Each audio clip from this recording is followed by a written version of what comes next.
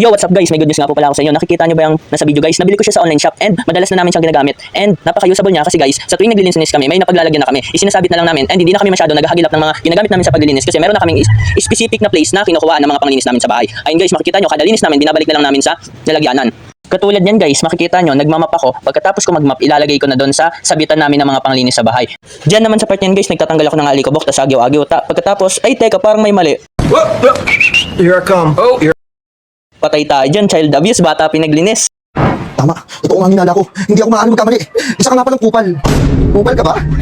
Pagkatapos guys, ibalik na ulit natin sa sabitan. And dyan naman guys, nagpupunas ako. Tapos pagkatapos nyan, syempre nalaban ko na yun bago ko isabit. Kaya napakahalaga nito guys. Kasi bukod sa hindi na kayo mahihirapan maghanap ng mga panglinis nyo sa bahay. Kasi may, alam nyo na kung saan yung lalagyanan nyo ng mga panglinis. Kasi may specific place na or area na pagkukuha nyo ng mga panglinis. Kaya palagi nyo talaga itong magagamit. And napaka-usable niya and importante sa loob ng bahay. Kaya guys, lalagay ko na lang yung link dyan sa may comment section. And kung kailangan nyo to and nagustuhan nyo, alam nyo na gagawin. Hanggang sa muli!